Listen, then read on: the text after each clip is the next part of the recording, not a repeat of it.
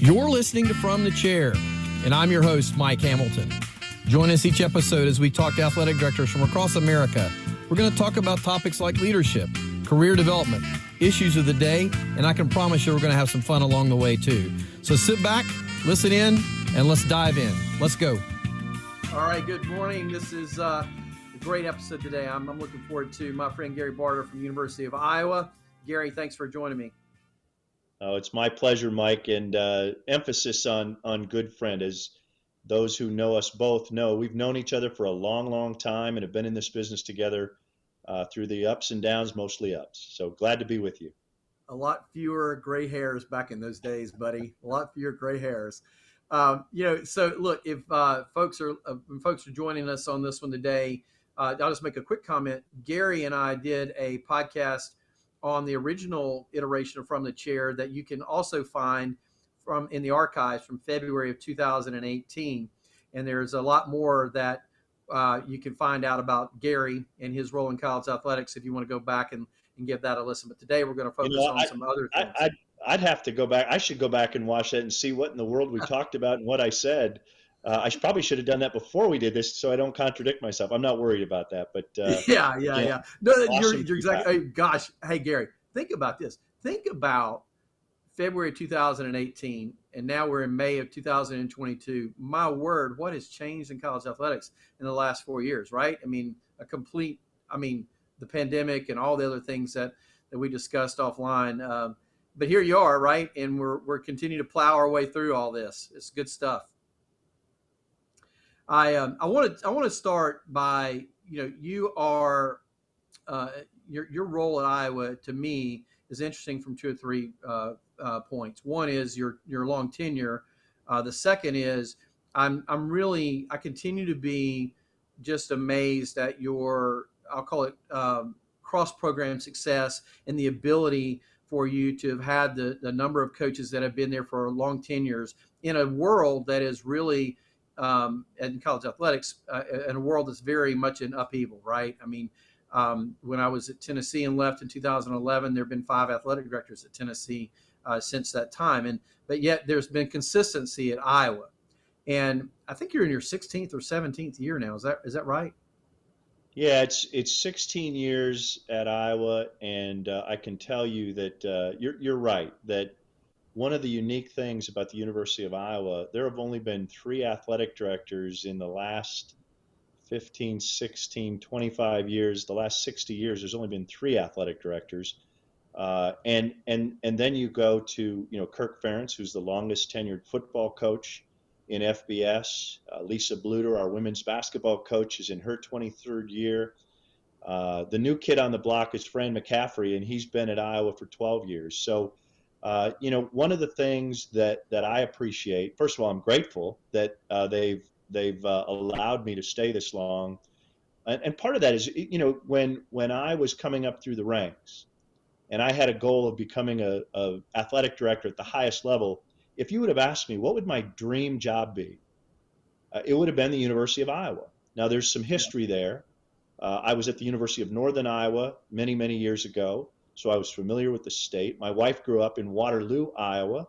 I grew up in Minnesota, so just up north, only about 4 hours away. So I sit here in the job that I most would have dreamt about early on in my career, and I work with people who feel the same way. They come to Iowa, and it's a destination. Now, the pressures are, as great here as they are anywhere else in the highest level, but we do have this approach to sticking with leadership and staying with people who work even through tough times. Our track coach has been here for many years, our gymnastics coach. If you go through our longevity, it goes beyond those higher profile sports. So you asked about, we've had 12 Big Ten championships, 11. I'm jumping ahead in track. I'm hoping we get our 12th in the last 2 years. 12 Big Ten championships in 2 years, the most in our history. And that's attributed to our student athletes. It's attributed to our coaches. And it does have something to do with that longevity, that ability to stay with people through ups and downs. So long answer, but I think it's all related. Yeah, and look, a lot of it is about the people in the chair, the folks in the chair, like yourself and Kirk and others, and a lot of it has to do with culture at the university. But you've had institutional change through the years, right? And you've had ups and downs and wins and losses and all those kinds of things. But yet here you are, 16 years later. The thing I was going to ask you related to all that, I remember back in the day hearing Kevin White say one time that a lot of the success or failure of an AD outside of like hiring the right coaches, staying in compliance, managing your finances, is how you manage. He called it managing your A's, I think is what he referred to. So how do you navigate the politics of a very political job at the end of the day at Iowa? Part of it, I guess, is cultural, but obviously you've been able to swim in some stormy waters from time to time, but have been there, and I think Iowa benefits from that, right? I mean, consistent management, consistent leadership leads to success at the end of the day, in my opinion. So I'm interested in your comments on that.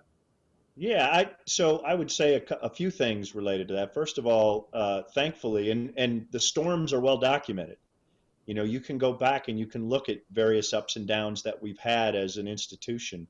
The culture here, thankfully, is sticking with people if they haven't done anything illegal, inappropriate, and strong communication. But I refer to it as 360-degree leadership, and that's not a term I've made up, but certainly have listened to and learned about. Meaning, I'm certainly responsible for leading the people who report to me or report up through me, all the student athletes, all the coaches and staff that work in the athletic department. But that leadership is really 360 degrees. So I've had between full permanent presidents and interim presidents, I've worked with 6 different presidents in 16 years. So part of my responsibility is to lead up. At the end of the day, the president is in charge, but it's my responsibility to communicate, to share, to be open, to build trust with that person. And I've worked hard in that regard. We have a board of regents, a board of trustees. There are certain do's and don'ts between the president and the regents in terms of my communication. I've tried to follow those, but at the same time have open communication with the regents. The governor, whoever the governor is, they have interest in college athletics in our state. We have 3 state institutions, Iowa State, Iowa, and the University of Northern Iowa. So making sure that politically with other politicians. So to your point, and our donors, our donor base, we have great support. We have awesome support in our state and across the country in our alumni base. But it's just trying to be transparent, trying to be honest. When we make a mistake, we admit it. When we have success, we celebrate it, and we have core principles. So I wake up every day, and Mike, you know this. Some of your listeners and viewers know this. My base foundation is my faith. So I start there. I start with a foundation of faith, and then when you take it to the next step, we have a core set of values at Iowa, and we try to simplify it. Win, graduate, and do it right. I have a 3-legged stool in my office that sits there with that on the top, black and gold. It says win, graduate, and do it right. Everything we do, every decision we make, does it help us win? Does it help us graduate student athletes? And are we doing things the right way? So the combination of principle-based decision making, trying to learn how to lead in a 360-degree fashion, and then just maybe some good fortune that they've allowed me to stick around, and we've had success. It's great stuff. I want to come back to some of the broad-based success in just a minute, because I'm going to let that be a segue into some of the future-related transformation committee and other things. But before I get there, you and I are the same age, and been around for a long time, and certainly have seen a lot of things, and you grow through those processes and experiences. But I also know you to be one who is not content with just sitting still in terms of how you grow and how you become better. I know through the years some of that's been peer-to-peer ideation. I'm sure you're using other ways to learn. How are you, Gary Barta, continuing to dive into your own personal growth and professional growth with having had so many years under your belt now? I know you're continuing to get better. What are you doing personally in that regard? You've heard this statement before. I saw it when I left When I was a student athlete, I walked out of our weight room and they had a saying at the top of the door as you were walking out. It said, "Your competition got better today. Did you?" And it basically propels or just continues the principle of you better get better today than you were yesterday. You get better or worse, you don't stay the same. And so what I've tried to do, I have mentors in the business, I have mentors in the community.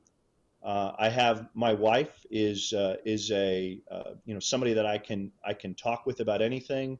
So I have various check-in points, people that I trust that will straighten me out if they think I'm headed in the wrong direction or give me advice when we're faced with a difficult decision. So I've valued that and I continued that. You and I were part of a think tank many, many years ago. I still have relationships with many of those of our colleagues, and I stay close to them. Last week, just a week ago, all of the athletic directors in the Big Ten and many of the athletic directors around the country were together in varying degrees down in Phoenix. We had a Big Ten, 2 days of Big Ten meetings. I've become close to the athletic directors in the Big Ten. I lean on their expertise and sharing ideas and trying to get better. I do the same. I have a relationship with, George Kliakoff is the newest member, but basically with all the commissioners. I stay in touch with them in I serve on committees with them. I'm trying to stay up to speed on what's happening in college sports. I'm trying to stay relevant as a parent, as a dad, as a husband, as a community leader, as a state leader, and knowing that if I ever stop, I'm done. I'm history. So there's no single answer. Maybe a willingness and a humility to admit up front, I don't know everything. I make mistakes every day, but I'm willing to just keep learning, keep going. And so maybe that's a summary of at least I'm sitting here today. I'm still here, and I'm going to try and get better before the end of the day. Good stuff, Gary. All right, so before shifting to the contemporaneous issues, just for those folks who, I mean, look, if you've watched an Iowa football game, you know about the Kinnick Wave, right? And we talked a little bit about that on our previous podcast a few years ago. It was still relatively new at the time. The evolution of that as a tradition now at University of Iowa. For those who maybe have had their head in the sand and not don't know a little bit of history on that, I just feel like when I'm talking to you in a public forum, I need to give you the chance to blow your chest out a little bit about that tradition because I think it's special. Yeah, thank you.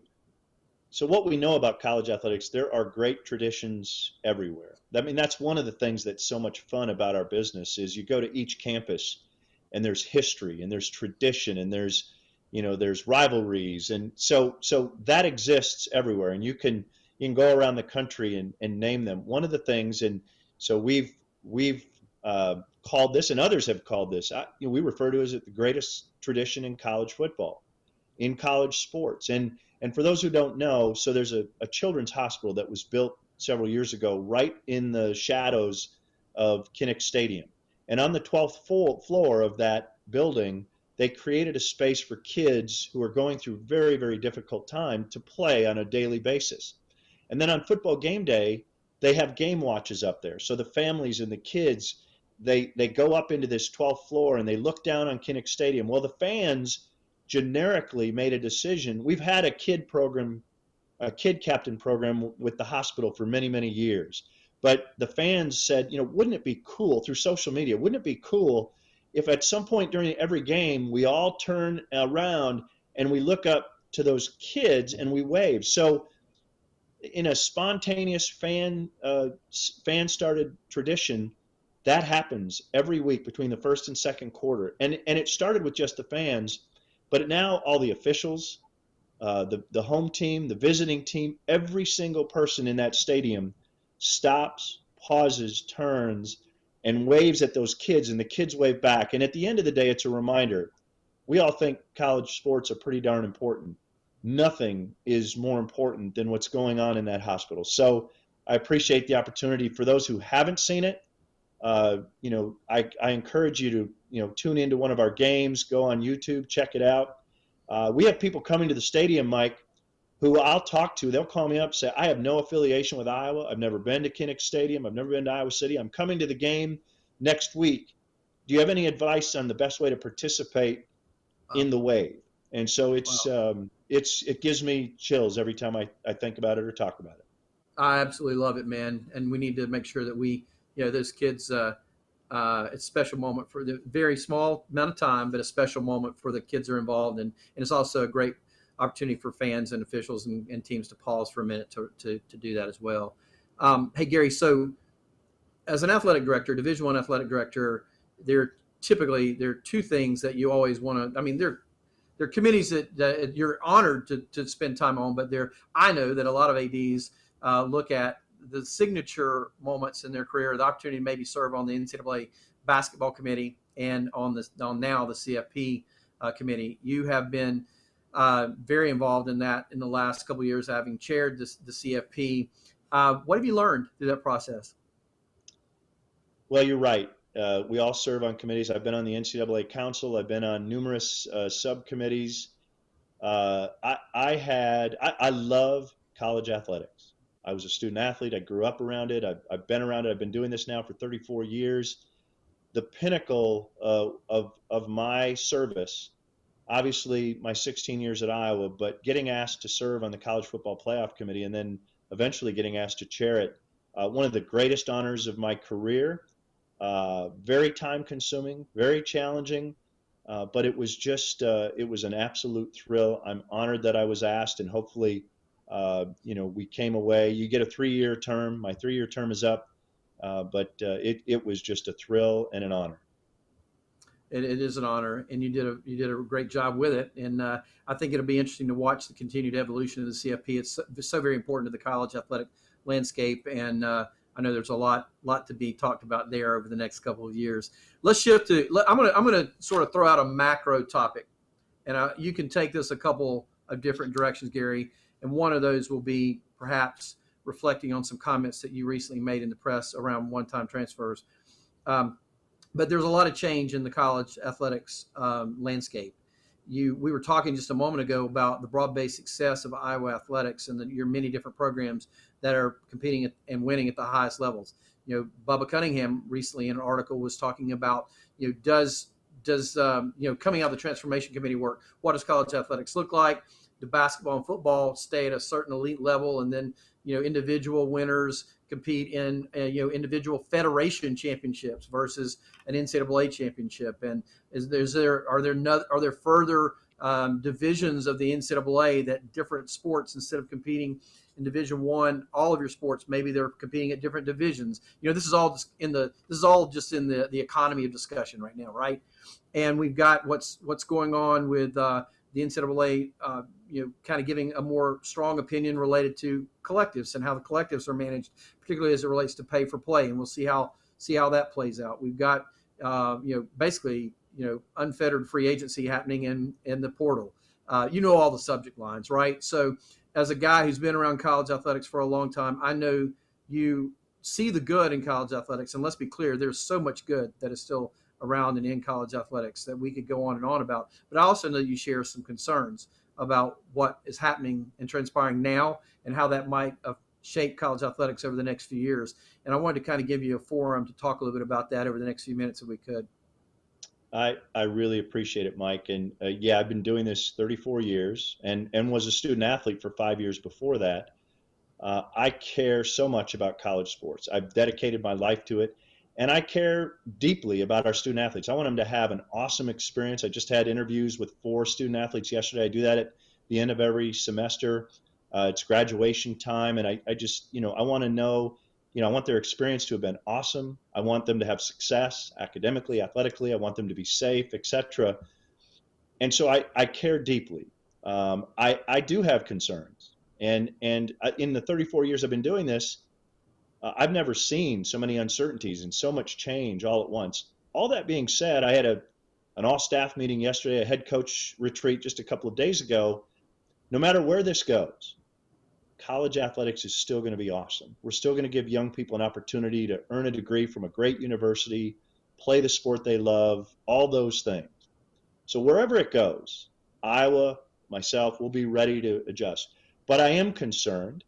And so I've taken, I'm at a point in my career where I care deeply, but I care less about, maybe what people say about my opinions, and I want to do whatever I can to help. And so, just talking a little bit about the transfer rule. Because I did make some comments. First of all, I support the transfer rule. I support the transfer portal. People may not know I was on the transfer committee that suggested that we change the rules in transfers to be more beneficial to students. I was motivated by that because we had a student athlete, Jared Utah, who was a basketball player. He transferred from Wisconsin to Iowa. In the old rules, Wisconsin did not release him or give him permission. So he had, under the old rules, he had to sit out for a year, and he couldn't receive a scholarship from Iowa. So he had to pay an entire year by himself. That motivated me to be on the transfer committee. I support the transfer committee, name, image, and likeness. I support the concept as intended of name, image, and likeness. We have student athletes at Iowa. It's working actually really well. We have a student athlete who has a deal with a local grocery, a statewide and regional grocer, that's going incredibly well. We have student athletes who have created apparel lines. That's been fun to watch. They're learning a ton. Student athletes doing podcasts, much like yours, Mike. Some of them probably have more viewership than yours does. It's That really wouldn't take cool. much. No, no. It's really exciting as it was intended. Now here's the problem. It's become a perfect storm. It's become abused the way that it wasn't intended. When NIL came out, there should have been guardrails. There should have been boundaries. We now have this perfect storm where you have transfer. A student athlete can transfer whenever they'd like, and there's this free agency, associated with name, image, and likeness. So what's happening right now is a student athlete can get a call. It's against the rules, but they're getting calls. Hey, come to my school and you'll make X amount. And because there's no rule against transferring, the student athlete goes. I suggested what I suggested to get conversation going. If somebody, I want to help facilitate change. If somebody has a better idea, I am wide open to it because I do want student athletes to have freedom. Let's talk about the way the contract between a university and a student athlete is right now. Student athlete signs. The university's responsibility and commitment as part of that contract agreement is we must offer them a 4-year scholarship that we cannot take away related to their athletic performance. So if they don't perform at a level that we would prefer, if they don't turn out as, they don't become a starter, et cetera, we're still committed to that scholarship for 4 years. Under the current contract that we work under, the student athlete has a day-to-day opportunity to change and transfer and not sit out, et cetera. Well, what if we look at a modification of that? Maybe the university keeps a 4-year commitment. The student athlete can leave day-to-day, has to sit out when they transfer, but maybe at their new school, they can add another year of eligibility so they don't lose any eligibility years, but they still have to sit out. Or maybe the university offers a 4-year commitment and the student athlete offers a 2-year commitment at minimum, and then they can transfer and not sit out. Or maybe we just go back to the university offers a 1-year scholarship and the student athlete can transfer whenever they'd like. All I'm saying is it's not sustainable the way things are going. So let's take a look at how we can preserve college sports, still support the student athlete from earning from their image, from their photos, from their likeness, their brand, allow them to earn money, but have guardrails. It's been called free agency without rules. It's been called the Wild, Wild West. All I'm trying to do is put things out there that get us all moving in a better direction. Again, if somebody has a better idea, I'm wide open to that. I said what I said to just continue to facilitate dialogue. And so wherever it lands, college athletics is going to be awesome. I just want to make sure we don't lose this great thing that has been developed over hundreds of years. And I care deeply about sports. I care deeply about student athletes. And I'm all ears. Let's keep talking. Yeah, look, I appreciate the fact that you're getting the conversation going on that front. As you know, the most common response from the naysayer side of the equation when you talk about sitting out has been the whole, hey, my coach can do it and not sit out. I mean, do you have any thoughts on that and in terms of how you would respond to that? Because that has been a notion for a long time. Yeah, fair. But when a coach leaves, he or she has a contract, and they're subjected to whatever the terms of that contract is. Yeah. Again, with a student athlete, right now we have an agreement. We have a contract. It's a scholarship agreement. The university offers 4 years guaranteed. The student athlete can leave day to day under the new transfer rules. All I'm saying is with name, image, and likeness, I support transfer. I support name, image, and likeness. Right now, we're in this wild, wild west. All I'm trying to say is let's come up with an agreement that supports both, but gives direction and is sustainable in the long term. So coaches do have contracts, and if they leave, they have to follow through on whatever the contract agreement is. What Right. I'm There's a suggesting penalty is, or a buyout number. Yeah, absolutely. yeah, Absolutely. yeah. So Hey, all I'm suggesting is, when we created the transfer portal, we needed to do it because the old rules were not acceptable. They weren't fair to the student. At that time, the name, image, and likeness didn't exist. So now we have name, image, and likeness introduced. Both I support transfer, I support name, image, and likeness, but the way it's set up right now is unsustainable. There's no guardrails. It's the wild, wild west. You've heard all those things. What I'm yeah. trying to do, and all of us are trying to do, let's try to figure out a new way to accomplish both. And I'm committed to it. I'm open to conversation. I know I've put myself out there, but that's fine. I want to continue to find ways. I won't be in this business a lot longer. I want to make sure that 10 years from now, 20 years from now, as we're watching college sports, we're still excited. It's still the thing that it is today. That's my motive. And so let's keep talking. Well, look, if you're in a leadership role and you're not saying things occasionally that make people feel a little unsettled or uncomfortable, you're probably not leading.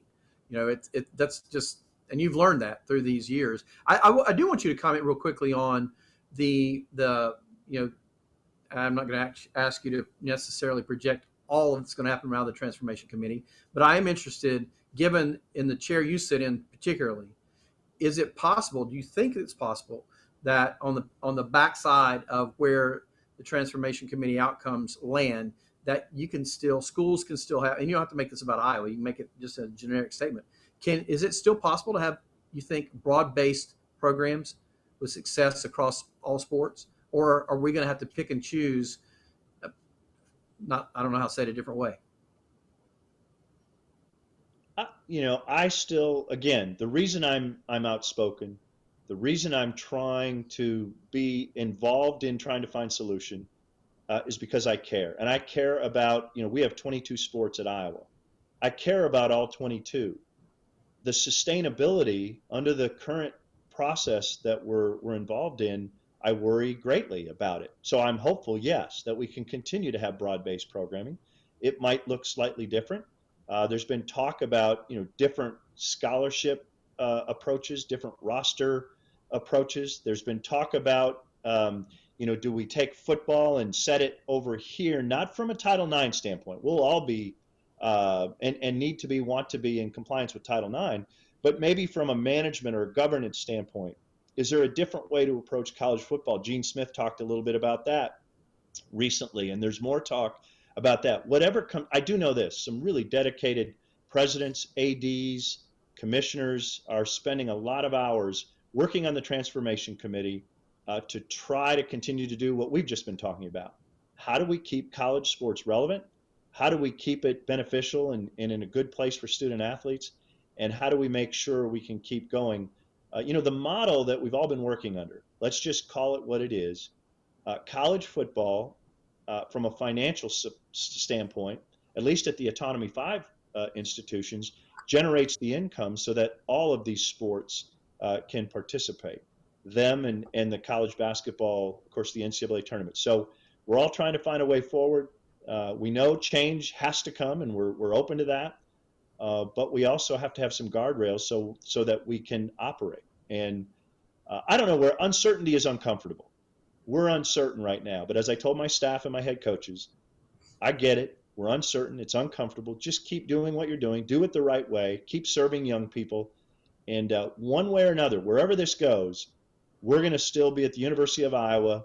We're still going to be in Kinnick Stadium. We're still going to be in Carver Hawkeye Arena. We're still going to be in all of our facilities, giving young people a chance, a platform to play the sport they love to play. and earn a degree from a great university. That's my principle. I'm going to stick to that, and we'll adapt to wherever this world changes. I'm just trying to play my part in steering it in the best direction possible. Yeah. Last question. You mentioned it. This is at the end of the day. This is about. There are a lot of things that are in this mix, but it's about student athletes and providing them the best opportunity.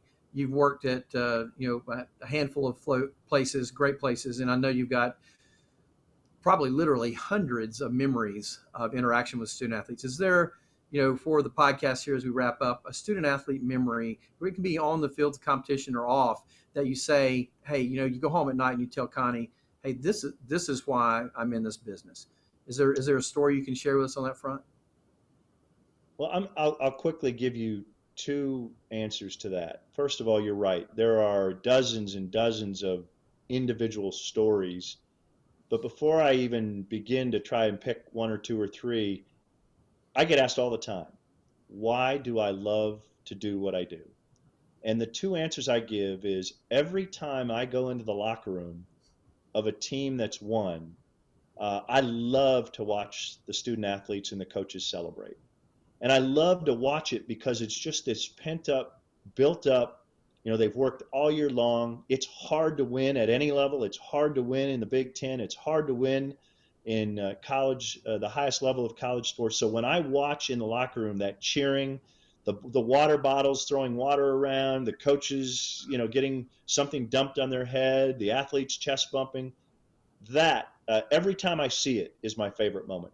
The second thing, and I just did this yesterday, I shared every semester I meet with a few student athletes just to hear how their semester went, how their time at Iowa is going. And I love to watch a freshman come in and then watch them develop, their academic development, their athletic development, obviously, which is most apparent to most people, their personal and social development, and watch them leave the University of Iowa as a senior and go into the world, and then have some of them come back to me and say, wow, this was the greatest experience of my life. So those are the two things that make me get up every day and get excited. The story about, maybe a student athlete coming to me and say, I want your job someday as a freshman. And now I see one of those student athletes who's working in the Big Ten as associate commissioner, or tragic events. I was involved at the University of Washington. I watched a student athlete in a football game. He became paralyzed and later died. That was the most gives me horrible memory and chill. But it was a memorable moment with that family, and it was a memorable moment. So over 34 years, huge positives and celebrations, and then unfortunately, challenges we faced, and watching student athletes who maybe they don't make it. The extreme was the student athlete I just mentioned, but everything in between. I've never done anything else. Some would say I'm not qualified to do anything else, but I'm glad I've been blessed to do this and do it for a long, long time, because it's awesome. So no matter where this goes, no matter where college sports goes, I want to help keep it going in the right direction, and I'll always cherish the time I've been blessed to do it. I can assure you, you're qualified to do many, many things, Gary. Many, many things. Hey, look, this is just as I imagined it would be. It's been highly informative, and really, you've issued some challenges as to where we are in the industry, and I think that's been great. I'm glad you're in the chair you're in. Not only just at Iowa, but in one of leadership at Iowa, the Big Ten, nationally. College athletics needs your voice.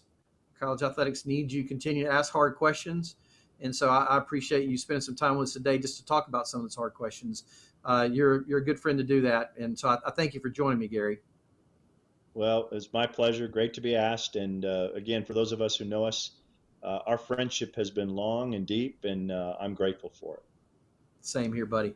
All right, you've been listening to From the Chair. I'm your host, Mike Hamilton. We hope you'll join us each Wednesday morning, wherever you get your podcasts on the audio platforms, or also on YouTube if you want to watch the video versions of these. I thank my dear friend Gary Barta from the University of Iowa for being with us this week. And we'll see you next time, folks. Have a good week.